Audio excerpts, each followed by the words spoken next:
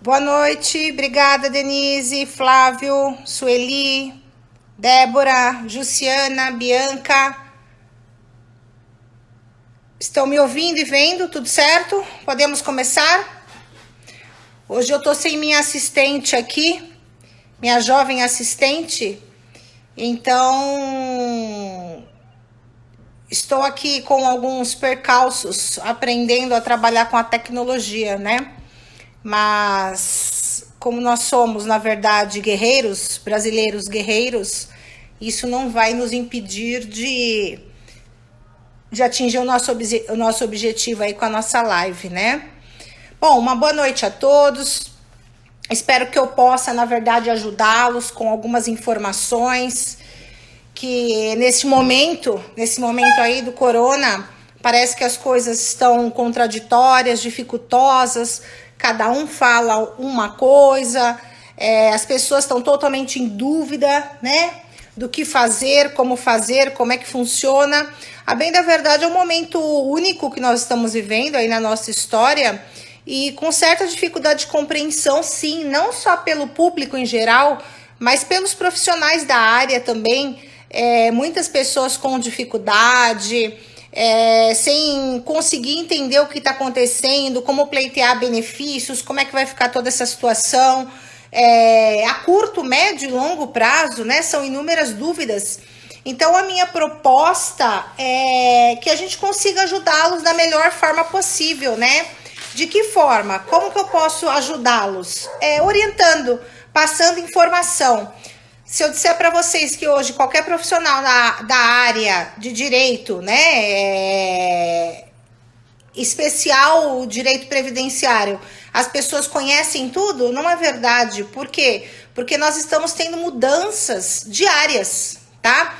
Inclusive, o nosso Congresso está votando, né? Está em votação agora um projeto de lei que pode ser que modifique ou inclua, insira alguns dos segurados que terão direito a esse auxílio emergencial, que ainda não se incluem na lei vigente. Então, a gente tem que lembrar o seguinte, pode ser que, Eliana, esse projeto de lei pode ter alguma modificação na nossa legislação para concessão do auxílio emergencial? Sim, pode. Inclusive, minha equipe está acompanhando essa votação, que está acontecendo neste momento, tá? Só para atualizá-los. E nós vamos posicionando. Se por acaso surgir alguma coisa, eu peço para a equipe aí acenar, me noticiar, para a gente poder falar o que eventualmente foi incluído ou não, né? Para concessão do auxílio emergencial. Bom, vamos lá. As dúvidas são imensas, né? Quando a gente fala de auxílio emergencial, é uma coisa nova. Como conversei com uma colega mestre também em direito previdenciário, ela disse, olha, a gente está estudando pela primeira vez, então é interessante que a gente consiga entender toda a situação do segurado, e é verdade. Então, para vocês terem uma ideia, eu entrei no aplicativo da Caixa hoje, fiz meu cadastro para poder entender o que os senhores ou alguns de vocês estão passando, tá? Primeiro ponto é colocar que a Caixa já acenou que realmente o aplicativo está péssimo desde segunda-feira, tá? Ou seja, ele não está funcionando adequadamente. Qual é a orientação? O que eu dei de orientação para uma cliente que entrou em contato comigo agora há pouco? Vamos aguardar. Aguardar de que forma? O auxílio emergencial, inicialmente, ele pode ser pedido até o dia 2 de julho de 2020. Então, nós acreditamos que esse processo, essa busca por esse benefício, ela vai diminuindo no decorrer dos dias, né? Automaticamente as pessoas vão sendo beneficiadas e isso vai tendo uma diminuição, tá? Então, o que eu sugiro? Eu não sugiro que espere até o dia 2 de julho de forma nenhuma, até porque esse benefício assistencial, ele vem em caráter de proteção social. Ele vem, na verdade, com a intenção de proteger aquelas pessoas que estão passando por mais necessidade nesse momento tão delicado. E o que acontece? Ele tem uma finalidade, sim, do caráter alimentar do benefício, de ajudar as pessoas a manterem o mínimo para sua subsistência. Isso quer dizer que, se eu deixar esse benefício, na verdade, pleitear esse benefício em 2 de julho, a minha necessidade foi o quê? Foi suprimida nesses dias, nesse período até 2 de julho, nós estamos em abril ainda. Então eu preciso pleitear esse benefício para que eu tenha direito ao recebimento e ao sustento mínimo da minha família. Sabemos que esse dinheiro não é um valor grande, não é um valor exagerado, é um valor mínimo para a subsistência. Inclusive, o mínimo da subsistência já foi garantido lá por nossa lei maior, que é a Constituição Federal. Então, vejamos, o que eu preciso fazer para eu ter direito? Eu tenho direito ou não tenho direito, doutora Eliana? É isso que nós vamos tentar esclarecer nesta live. Inclusive, gostaria de pedir aos senhores que, se possível, façam perguntas, quais são as dúvidas, porque a gente consegue focar melhor o tema da nossa exposição e, de repente, eu consigo atingir um número maior de pessoas que estão com dúvidas, tá? Então, vamos lá. Esse benefício, ele vai ser pago para quais pessoas, tá? Quais são as pessoas que serão beneficiadas do auxílio emergencial? As pessoas beneficiadas pelo auxílio emergencial, ela tem que ser maior de 18 anos de idade. Primeiro tópico, tá? Eu sou maior de 18 anos de idade. Eu posso, na verdade, ser elegível à concessão desse benefício? Sim. O senhor pode ser elegível à concessão do benefício. Pode ser que tenha direito à concessão do benefício. Mas, doutora Eliana, só isso? Não. Tá? Nós temos outras situações que nós temos que analisar. Primeiro, ser um trabalhador informal, tá? Quem é o trabalhador informal? Aquele que exerce atividade, mas geralmente não é vinculado a nenhuma empregadora, a nenhuma empresa. Ele presta, na verdade, o serviço, ele não sabe quanto ele ofere mensalmente, se ele trabalha, ele ganha, se ele não trabalha, ele não ganha, tá? Nós temos também o MEI, tá? Que é o microempreendedor individual, né? Nós temos a situação do desempregado e do autônomo. Ou seja, essas pessoas, elas têm direito ao recebimento do auxílio emergencial. Então, quem tem direito, repetindo, para que não fique nenhuma dúvida quanto às pessoas que podem ser beneficiadas do auxílio emergencial? Os trabalhadores informais, tá? Esses são os primeiros. Nós temos que falar dos desempregados, dos autônomos e dos microempreendedores individuais também. São pessoas que podem se beneficiar deste auxílio emergencial. A bem da verdade,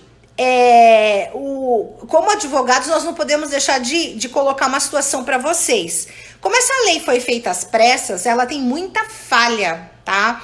Ela tem muita falha, inclusive nós temos esse projeto de lei que ele vai, na verdade, vai corrigir alguns erros da lei, como a emenda à Constituição, na reforma da Previdência. Lembra que eu comentei há uma live anterior que a situação é precária, eles editam as leis, eles promulgam as leis, mas as leis, infelizmente, não são analisadas. Então, eles colocaram algumas situações e depois perceberam que eles deixaram de contemplar algumas pessoas que também têm necessidade do recebimento desse auxílio emergencial, tá? Então, vamos lá, trabalhador informal, microempreendedor individual, o desempregado e o autônomo. Tem uma pessoa aqui, a Bianca, tá me perguntando, olha só que interessante, assim a gente vai fluindo com o tema. Se a pessoa acabou de ser demitida, ela tem direito ao auxílio? Bianca, se essa pessoa vier a receber o seguro-desemprego, ela não tem direito ao auxílio emergencial, tá? Então, uma das vedações que tem para o recebimento do auxílio emergencial é a pessoa não estar recebendo nenhum benefício previdenciário. E o seguro-desemprego, ele é um benefício previdenciário. Ou seja, se ela estiver recebendo um benefício previdenciário, ele não pode pleitear o auxílio emergencial, tá? E benefício assistencial também. Quando a gente fala de benefício assistencial, para que vocês entendam melhor, as pessoas, em geral, fazem uma grande confusão em relação ao auxílio emergencial. O benefício assistencial. O benefício assistencial é aquele que é nominado pela grande maioria da população como LOAS. Mas, na verdade, o benefício não se chama LOAS. LOAS é a abreviação da Lei Orgânica da Assistência Social. Então, aquela pessoa que é beneficiada de um benefício assistencial, que é aquele benefício que é pago no valor de um salário mínimo, e aquela pessoa que recebe um benefício previdenciário, ela não tem direito ao auxílio emergencial. Até porque perde-se a finalidade do auxílio emergencial. O auxílio emergencial, ele vem para ajudar aquelas pessoas de baixa renda, aquelas pessoas que estão passando momentaneamente por uma dificuldade financeira e que precisam do mínimo para subsistir. O que é subsistir? É comer, necessidades básicas. Então, essa pessoa não tem direito ao recebimento do auxílio emergencial, Bianca, tá? O auxílio emergencial, ele tem também sido chamado por muitos de Corona Voucher, tá? É interessante a gente conversar com outras pessoas acerca do tema. Então, por exemplo, uma cliente minha levantou anteontem, ela falou assim que o auxílio emergencial deveria se chamar auxílio demorado emergencial, pela demora, pela dificuldade que tem, na verdade, da análise do que você mandou para a Caixa Econômica Federal, tá? Acho que é interessante eu colocar isso para vocês também, que tem sido um questionamento de várias pessoas. O que tem acontecido, né, quando a gente fala da análise desse benefício? Gente, a Caixa já acenou que ela tá com uma dificuldade imensa no sistema, porque muitas pessoas estão recebendo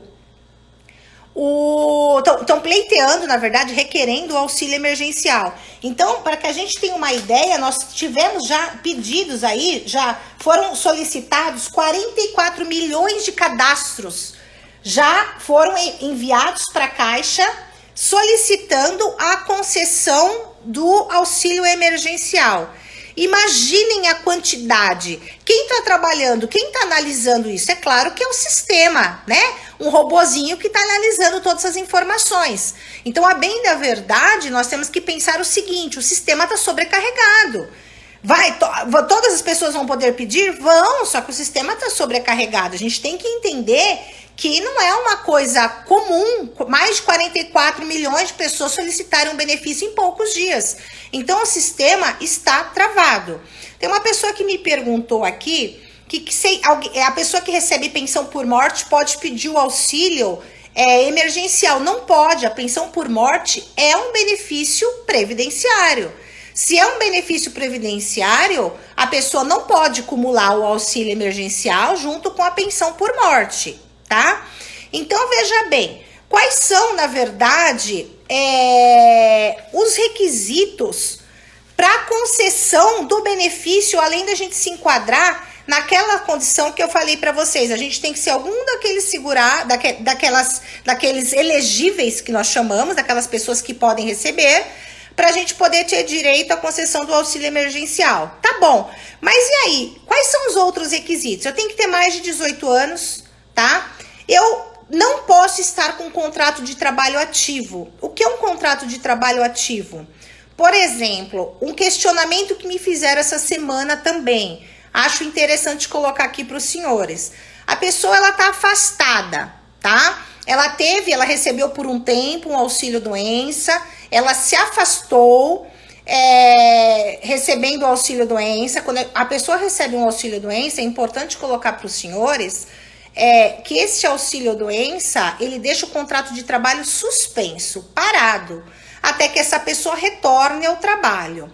Então, vejamos, a pessoa que está recebendo o benefício de auxílio doença, que teve esse auxílio doença suspenso, provavelmente ela vai pedir no Poder Judiciário, ela vai até a Justiça fazer o pedido desse benefício, pleitear esse benefício, certo?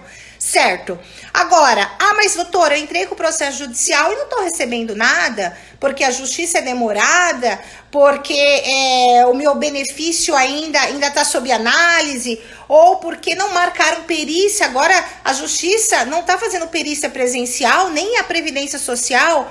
Como é que vai ser isso? Aí que tá. Quando a gente fala de suspensão de contrato de trabalho, o contrato, eu lembrei aqui o nome da pessoa, a Mariluz, que me perguntou isso. O contrato de trabalho está suspenso, mas isso não quer dizer que o seu contrato de trabalho esteja rompido. esteja inativo, você tem um contrato de trabalho. Então, quando a pessoa está numa situação dessa, eu não posso dizer que a pessoa está desempregada de forma nenhuma, porque ela está com um contrato de trabalho parado, concordam? Se essa pessoa está com um contrato de trabalho parado, ela está numa condição, na verdade, de resolução, ou seja, a gente tem que resolver se ela vai receber o auxílio emergencial ou se ela vai receber o auxílio doença. Mas a lei impede de receber o auxílio emergencial, porque ele tem um contrato de trabalho ativo. Então, o ideal é que ela busque o seu benefício previdenciário, ou seja, o auxílio doença. Mas, doutora, como é que eu vou esperar a concessão desse auxílio doença, uma vez que a justiça está parada, os peritos, na verdade, da justiça não estão realizando perícias, a justiça está despachando alguns processos? Está, sim, trabalhando em alguns processos. Eu não posso dizer que os processos não estão caminhando, porque os advogados, se tiver algum advogado assistindo aí, pode me posicionar. Eu tenho percebido com a minha equipe que a justiça tem, sim, dado resposta, claro, que com as limitações que está todo mundo sofrendo, tá? Mas essa pessoa, ela tem uma outra alternativa.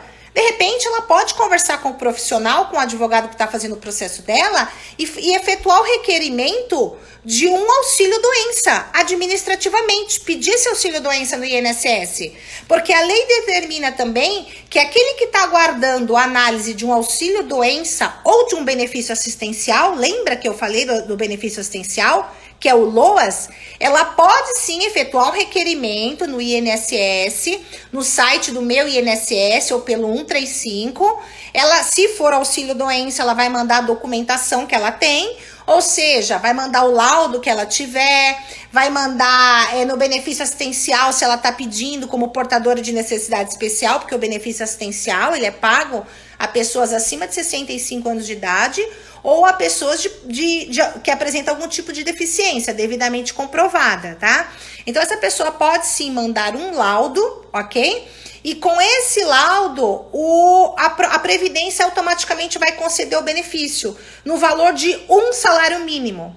Mas, doutora Eliana, eu recebo 3.500 da empresa. Eu vou receber só um salário mínimo? Vai receber só um salário mínimo durante 3 meses. Até que essa situação se regularize e você possa eventualmente ser submetido a uma perícia presencial ou no INSS. Ah, mas eu não vou receber a diferença? Vai. Aí você vai, na verdade, acabar acumulando essa diferença e receber oportunamente todo o valor que você tem a receber, se essa perícia for aprovada, é óbvio, tá? Então, o benefício, o que o governo está almejando com toda essa sistemática é garantir para que todo mundo receba pelo menos o mínimo para comer.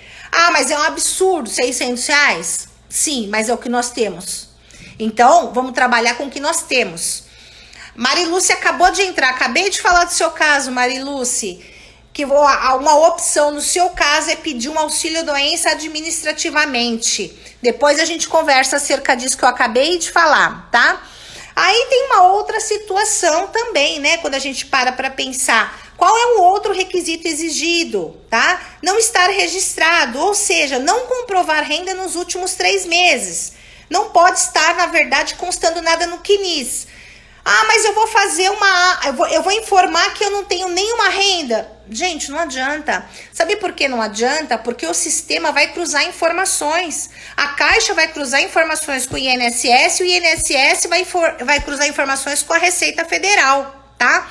Então, o que pode acontecer se eu pedir esse benefício indevidamente, recebê-lo indevidamente? Eu posso, na verdade, sofrer alguma consequência? Pode. Você pode, na verdade, depois ser obrigado a devolver tudo, né, que você recebeu desse benefício, se ele não era de direito. Se você não tinha direito, você pode ser obrigado a devolver sim, tá? Ah, mas eu ouvi falar que só em caso de má fé. Mas se você fez uma declaração, que eu vou falar dela, e você colocou dados que você sabe que não são corretos, que confrontando com algum tipo de informação, você vai ter prejuízo, na verdade, se você omitiu ou mentiu alguma informação, você vai ter que devolver para os cofres públicos o que você recebeu indevidamente, tá? Vejamos, na verdade, uma outra situação. Além disso, eu não posso receber nenhum benefício previdenciário, como eu já disse, exceto Bolsa Família. A pessoa que recebe o Bolsa Família, ela pode receber o auxílio emergencial. A bem da verdade, nós temos lá, vamos colocar assim, além daqueles trabalhadores, o trabalhador informal, do microempreendedor individual, do autônomo, do desempregado, que podem efetuar o requerimento do auxílio emergencial, nós temos aí mais 2 grupos que são beneficiados também do auxílio emergencial. Um deles é quem estava já inscrito no CadÚnico, tá? O que é o CadÚnico? É um cadastro, na verdade, que o governo consegue rastrear as pessoas de baixa renda. Então, aquelas pessoas, na verdade, que estavam inscritos no CadÚnico, automaticamente ela vai receber o auxílio emergencial, tá? Ela não precisa entrar no site da Caixa, ela não precisa fazer nenhuma declaração, porque o cadastro dela já está realizado. Se esse cadastro tiver atualizado, esse valor vai cair na conta dela. Aí nós temos uma outra alternativa também, aqueles que recebem, que são beneficiários do Bolsa Família. Aquelas pessoas, na verdade, que recebem Bolsa Família, têm direito ao auxílio emergencial? Tem, automaticamente também. Então, aquela pessoa que recebe o Bolsa Família, automaticamente vai cair na conta dela o recebimento, o valor do auxílio emergencial, certo? Certo. Quem tem que fazer, quem tem que solicitar o benefício? Aquelas pessoas que não estão cadastradas no CadÚnico e aquelas pessoas que não estão também, não são beneficiárias do Bolsa Família. Essas pessoas têm que entrar no site da Caixa e realizar um documento que a gente chama de autodeclaração. E aí é o que eu disse para vocês. O que é essa autodeclaração? O governo está pedindo várias informações. Eu fiz em meu nome hoje para poder entender o que eles pediam e de que forma era feito. Até determinada parte eu consegui realizar, depois eu não consegui realizar. Mas por quê? Porque eu também não ia prestar informações corretas. Então eles vão pedir os dados de vocês, os dados pessoais, em especial, quem é o grupo familiar, quantas pessoas moram nessa residência. O porquê é pedido também, na verdade, a renda familiar ou a renda da pessoa que mora na casa, porque um dos requisitos necessários a serem preenchidos à concessão do auxílio emergencial é a pessoa receber até meio salário mínimo, tá? Então, qual é o valor? Que valor é esse de meio salário mínimo? O salário mínimo tá 1.045, meio salário mínimo 522,50. Ou a renda, na verdade, familiar de até 3 salários mínimos, que hoje o valor corresponde a 3.135. Doutora, mas vamos lá, me explique isso. Eu tenho que optar. Uma colega do litoral me perguntou isso também há instantes, alguns minutos antes de eu entrar na live. Mas eu vou, na verdade, pensar na renda da pessoa ou vou pensar na renda do grupo familiar? O que é família? O que é grupo familiar? São todas as pessoas que moram na casa. Então, eu vou ter que somar a renda de cada um e dividir pelo número de pessoas. A renda per capita, quando a gente fala de uma única pessoa, é aquela que tem que corresponder a meio salário mínimo, tá? Agora, o grupo familiar, ele não pode passar de 3 salários mínimos. E aí, eu tenho que atingir os 2? Não. Olha só o que a lei disse. Ela falou ou. Eu tenho o direito de optar ou por um ou por outro. Eu não sou obrigado a dizer que se eu reunir o grupo da minha família vai ultrapassar 3.135 se eu não tenho renda superior a R$ 522,50, que é o correspondente a meio salário mínimo, tá? Então, veja bem, o que acontece? Eu posso, na verdade, escolher ou o requisito da renda do grupo familiar ou o requisito da renda de uma pessoa só, da renda per capita daquele que está pleiteando o auxílio emergencial. Certo? Então, isso fica a critério de vocês. Então, o que a minha cliente perguntou? Doutora, o meu marido tem um salário de um pouco mais de R$3.000, só que eu não tenho renda, eu sou esteticista, eu sou uma trabalhadora informal. Como é que vai ficar a minha situação? Eu pediria o benefício, tá?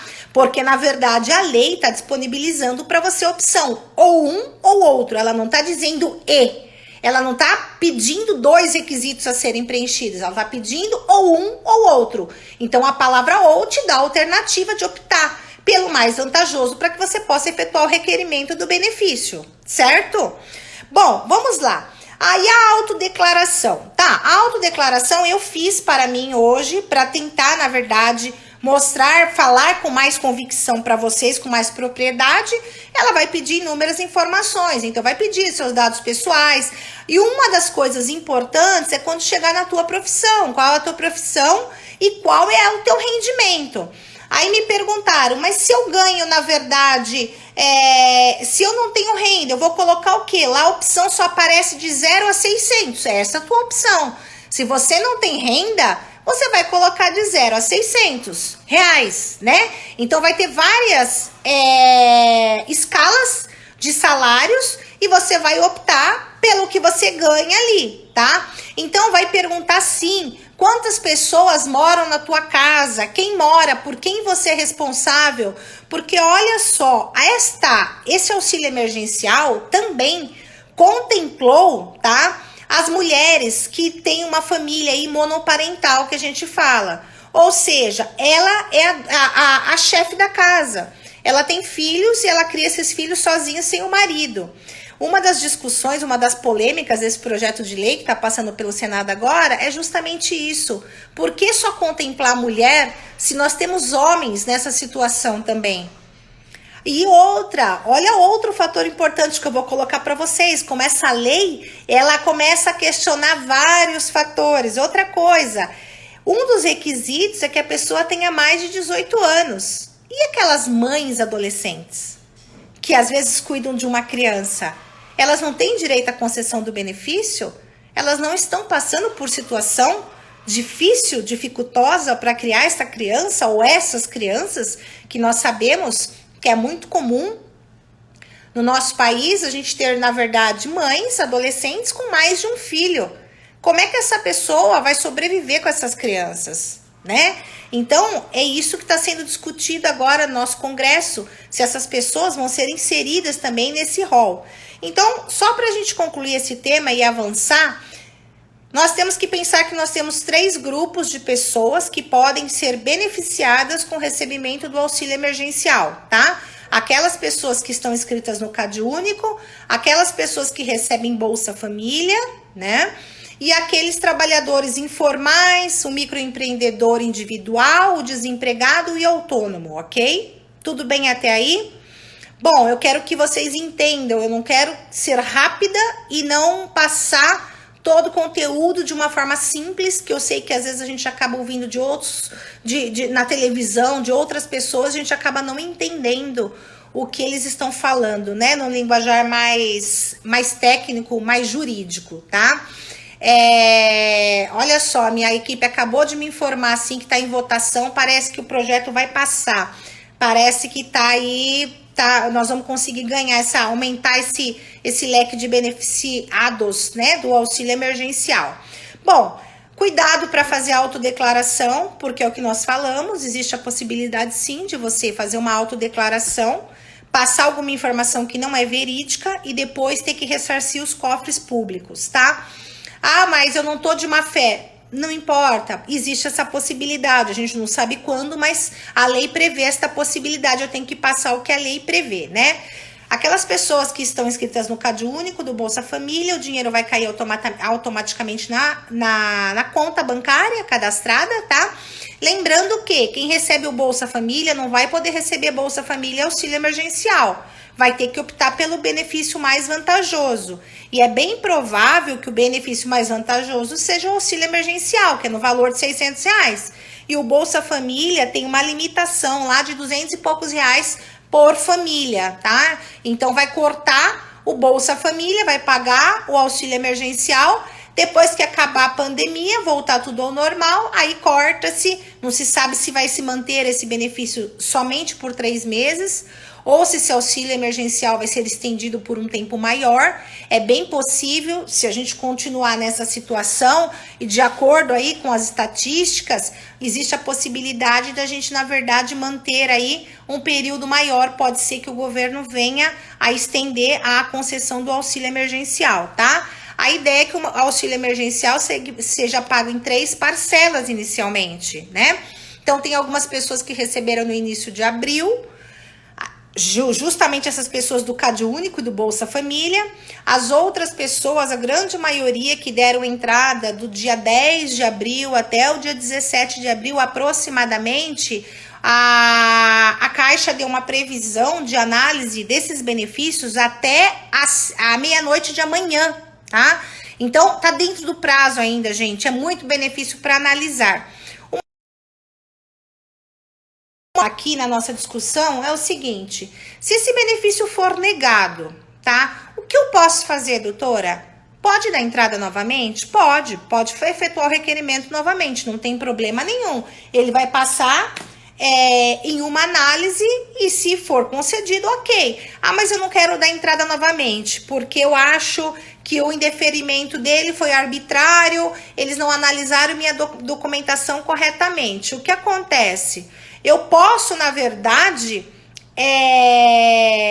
eu posso pedir, ou eu posso pedir um outro benefício, eu posso contestar, na verdade, o benefício, desculpa, eu posso contestar o benefício também, você pode fazer uma contestação do benefício.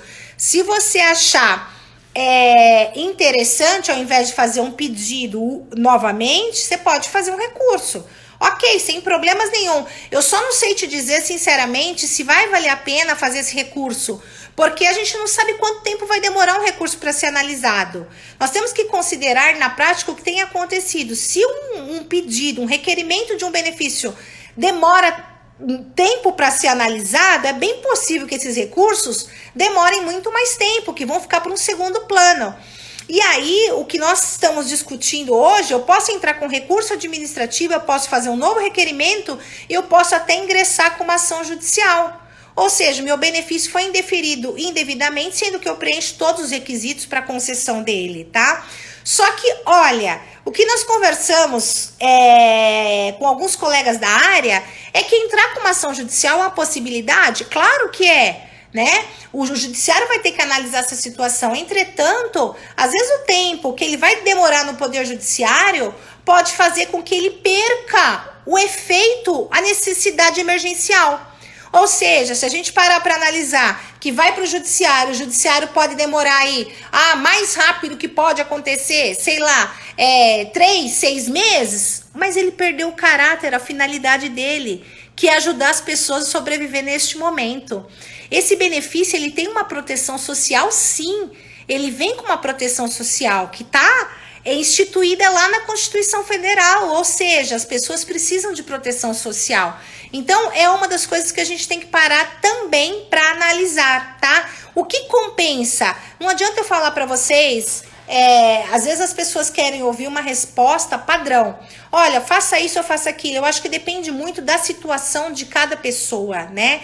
Tem gente que tá conseguindo, não, eu consigo sobreviver, mas eu vou pedir esse benefício, se for negado o benefício, depois eu ingresso na justiça. É um direito? É um direito. É uma opção do senhor fazer isso, tá? Mas o que eu tô dizendo é que tem pessoas que necessitam desse benefício agora. De pronto, não adianta eu esperar 5, 6 meses, ou que seja 3 meses, a pessoa vai comer de que forma, tá? Tem uma outra situação também, né? Existe aí uma limitação do grupo familiar para recebimento do benefício previdenciário, tá? Então, a gente tem que parar para pensar assim, quantas pessoas de uma mesma família podem receber esse auxílio emergencial, tá? Então, uma mãe de família, como eu já disse, ela é a chefe da família, tem mais de um filho, ela pode receber até 2 vezes o valor desse auxílio emergencial. Então, ela pode vir a receber R$ 1.200, mas porque ela está numa situação de exceção, ok? Mas se alguém da família, ela mora com o pai também não tem renda, não tem como subsistir, eu posso pleitear o benefício para o pai? Pode. o pai também tem o benefício dele garantido. Então é isso que a gente tem que parar para pensar. Então essa mulher pode vir a receber até 2 vezes o valor do auxílio emergencial, né? E o pai dela também pode vir a ser contemplado com esse benefício assistencial, tá? Então isso é muito importante. Então a mulher provedora da família monoparental, ela pode receber até 2 cotas do auxílio emergencial. Deu para entender? Tá bom? Tem uma outra coisa importante também que a gente não pode deixar de falar, tá?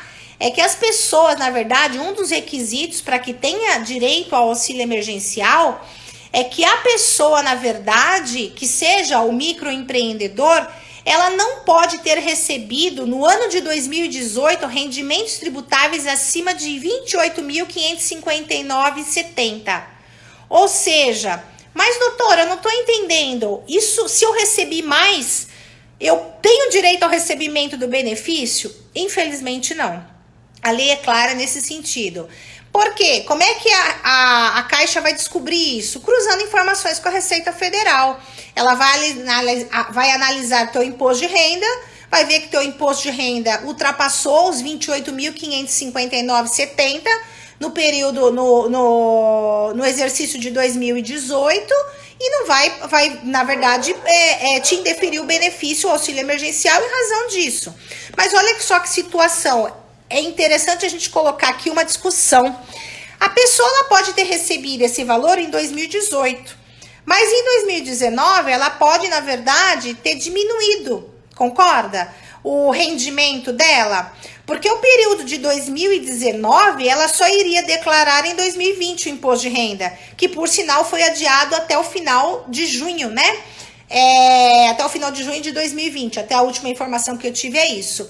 Então, veja bem, se a gente parar para pensar, aquela pessoa, eles estão validando os rendimentos da pessoa em 2018, mas eles não sabem qual foi a situação desse brasileiro no ano de 2019 e muito menos a situação dele no ano de 2020. Agora, chegou-se a cogitar uma possibilidade. Será que compensa eu fazer uma retificação da minha declaração do imposto de renda do ano de 2018? Porque o de 2018, os senhores entregaram em 2019, tá? Só que a gente tem que parar para pensar uma outra situação. Conversando com contadores, a retificação de uma declaração de imposto de renda, primeiro que ela tem custo. Segundo, que ela não é feita de pronto. Ela vai passar por um processamento também da Receita Federal e isso vai demorar. Então, aí que tá, a entrega da declaração de imposto de renda é o que eles falam. Quando passa por uma análise, ela é feita por lotes. Aqueles que entregaram nas primeiras semanas e depois assim sucessivamente. Então, imagine, eu vou fazer, na verdade, uma retificação. Tem gente já pensando nisso. Eu vou fazer uma retificação da minha declaração de imposto de renda para dizer que eu não recebi mais do que 28 mil e pouco, que eu recebi menos. Primeiro, você vai ter custo. Outro, quem te garante que você vai, na verdade, provavelmente isso não vai ser processado antes do final da pandemia. E uma outra situação, quando você faz uma retificação de imposto de renda, você vai ter que, na verdade, você vai ter que se pronunciar o porquê que você está pedindo essa retificação. Não é eu quero fazer uma retificação e pronto. Por que eu vou mudar alguma coisa da minha declaração de imposto de renda? Também é importante que vocês pensem nisso. Então não adianta a gente tentar consertar uma coisa e fazer uma outra coisa errada, porque não vai, na verdade, dar resultado. Não vai te dar direito à concessão do benefício, tá? Então vamos lá. Quando a gente fala também, uma outra pergunta que me fizeram, quando a gente fala de microempreendedor individual, quem é o microempreendedor individual? Eu posso, na verdade, estar fazendo contribuição para o INSS no percentual de 20% ou de 11%. Tem alguma diferença para que eu tenha ou não tenha direito ao recebimento do auxílio emergencial? Não, tá? Não importa se você contribui para o INSS com 20% ou com 11%. Também tem direito à concessão do auxílio emergencial, tá? Então, lembrem que sempre vai ter o cruzamento das informações, tá? Não adianta a gente declarar uma coisa e não ter aquela situação para poder depois comprovar, né? Uma outra pergunta aqui. O fato de algum membro da família receber significa que o outro não possa receber? Não.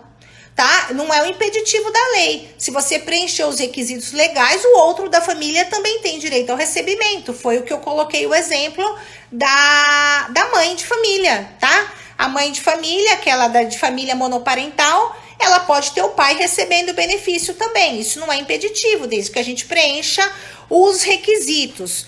Uma outra pergunta, o segurado facultativo, aquele que recolhe por iniciativa própria. Eu falei na live, eu não sei, na live passada, em uma delas, qual era a diferença do segurado obrigatório e do facultativo. Facultativo é aquele que recolhe por iniciativa própria. Então, por exemplo, a gente pode colocar uma dona de casa, um estudante, ele pode ter direito ao recebimento do auxílio emergencial também, se ele entrar naqueles requisitos, for maior de 18 anos, né? Não tiver renda, ele também pode sim entrar na condição do recebimento do auxílio emergencial, tá? Eu tô vendo algumas perguntas aqui que estão me fazendo. Gente, se vocês quiserem perguntar alguma coisa, pode perguntar, tá? Eu tô aqui para tentar esclarecer com certeza eu não vou conseguir esclarecer as dúvidas de todos, mas vou tentar esclarecer a grande maioria aí, tá? Outra coisa que eu me deparei aqui, que eu pontuei aqui nas minhas anotações, quando você faz a autodeclaração, você vai baixar o aplicativo da Caixa e vai fazer sua autodeclaração para pleitear o auxílio emergencial. Ah, mas doutora, eu tenho conta bancária. Olha só, o aplicativo, ele direciona para conta poupança, tá? Ele não dá a opção de você direcionar o recebimento desse benefício para uma conta corrente. Então, se você não tem uma conta poupança para indicar, muito provavelmente você vai ter que fazer a abertura daquela conta digital, que o próprio aplicativo já te direciona, tá? Agora, mas eu não vou precisar de um cartão, eu não vou sacar esse dinheiro? Não. Imagina o governo te concedendo um benefício e esse benefício você tem que ir até o banco para sacar. Peraí, eu tô concedendo um benefício em razão de uma pandemia, que eu tô fazendo isolamento social, tirando essas pessoas, na verdade, da rua, de contato, eu vou colocar você no banco para receber o valor, né? Não, ele vai cair naquela conta e você vai ter que manipular aquele dinheiro de que forma? Vai pagar a conta, vai fazer transferência para uma outra conta, mas você não vai até o banco receber, tá? Tira isso da sua cabeça. O que o governo está tentando evitar de toda forma, é por isso que existem várias dúvidas, várias complicações, como por exemplo a regularização de um CPF. Nós vimos nos noticiários em geral que as filas estavam imensas na porta da Receita Federal para as pessoas regularizarem o CPF. Gente, entrei aqui no site da Receita, eu faço testes antes de falar alguma coisa para vocês. Existe a possibilidade de você fazer essa regularização pelo próprio site da Receita Federal, se isso for um fator impeditivo, se o seu benefício não foi concedido em razão do CPF, tá? Então, o que você pode fazer? Você pode regularizar desta forma. Em último caso, você vai procurar uma agência da Caixa. Em último caso, você vai buscar se socorrer dentro de uma agência da Caixa. Não vá até a Caixa, tá? Eu tô à disposição, se tiver alguma dúvida, eu puder ajudá-los, direcionar para qual site, de que forma que vocês podem fazer esse benefício, eu tô aqui para isso, para ajudar. Acho que esse momento a gente está crescendo, a gente está desenvolvendo outras competências, a gente tem que trabalhar aí sempre, enfim, tem muita gente que não pensava em solidariedade, mas nós temos que ser sim solidários, ajudar aos outros, quem sabe mais ajuda quem sabe menos, quem pode mais ajuda quem pode menos, para a gente conseguir passar isso da melhor forma possível. Tem uma outra pergunta aqui, estudante que contribui ao INSS como facultativo, pode solicitar o auxílio? Pode solicitar, não tem impeditivo nenhum.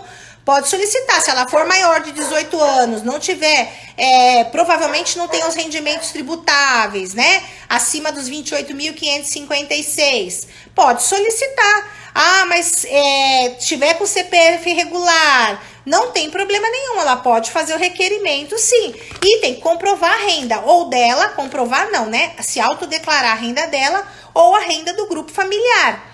É isso que vai, na verdade, enroscar, às vezes, muitas famílias no pedido do auxílio emergencial, tá? Uma outra coisa, mas e se eu estiver recebendo seguro-desemprego? Eu fui demitida, eu estou recebendo seguro-desemprego. Eu posso efetuar o requerimento do auxílio emergencial? Pode, mas vai ser indeferido, tá? Porque o seguro-desemprego, muitos não sabem, não tem essa informação, mas o seguro-desemprego, ele é um benefício previdenciário também. Então, se o senhor estiver recebendo o seguro-desemprego, o senhor não vai poder receber o auxílio emergencial, ok?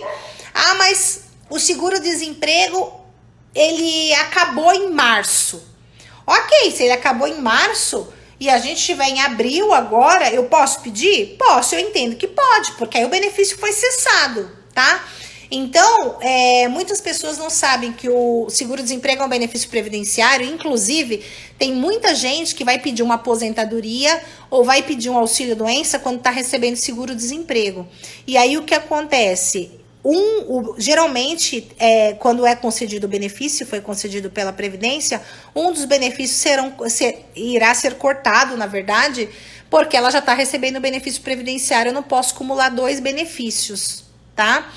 E vamos lá, mais alguma informação útil que eu posso passar para vocês?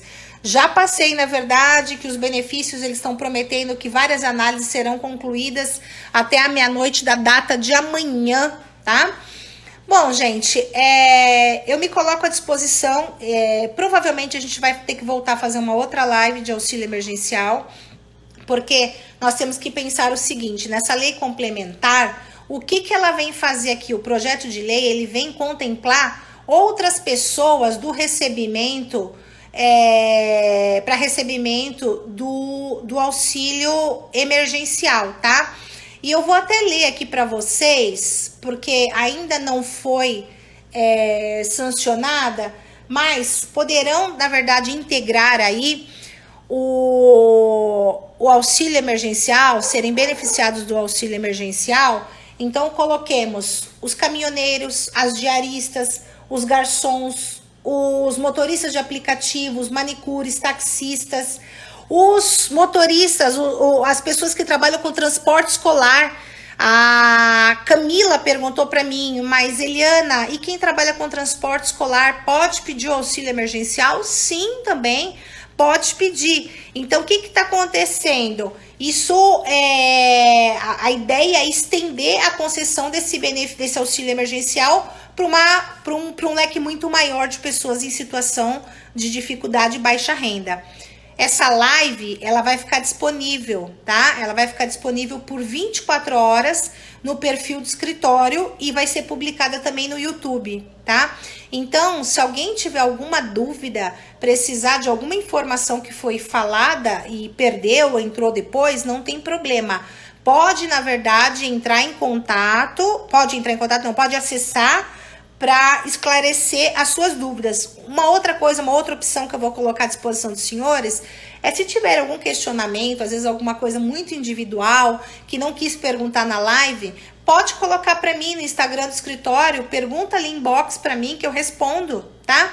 E a semana que vem a gente tende a conduzir uma nova live de auxílio emergencial com as mudanças que provavelmente serão aprovadas pelo Congresso na data de hoje. Não sabemos que horas que vai terminar essa votação, mas provavelmente vai se estender um pouquinho e vamos aguardar as novidades. Então eu brinco que hoje é assim, vamos aguardar as cenas dos próximos capítulos, né? Porque a cada dia a gente tem uma novidade.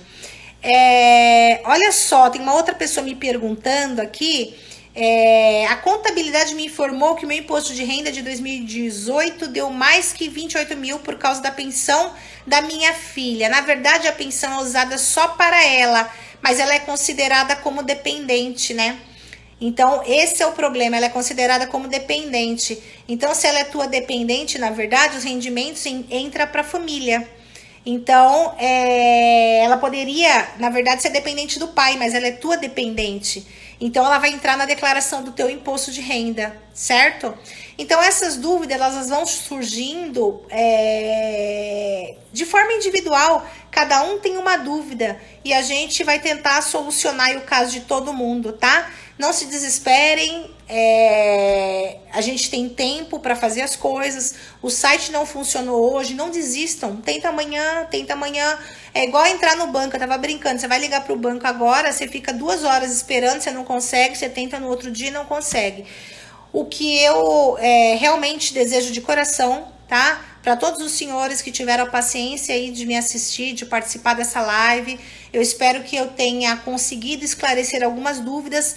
Com certeza ficaram inúmeras, né? Porque o tema é muito contraditório, um tema muito novo, mas eu me comprometo a fazê-la, repeti-la com as complementações na próxima semana, na semana seguinte. E se vocês tiverem alguma alternativa de tema também, tiverem alguma coisa com despertar o interesse em algum tema, pode passar, me passem como sugestões, porque eu vou atender, porque eu acho que nesse momento é muito importante a informação chegar de forma correta, né? Não do jeito que a gente tem ouvido ou lido em alguma coisa, uma fonte que não é segura, tá? Muito obrigada, uma boa noite a todos. Muita fé para vocês, gratidão, cada um com a sua religião, mas que a gente tenha dias melhores, que venham dias melhores aí para todos nós, tá bom? Muito obrigada e uma boa noite.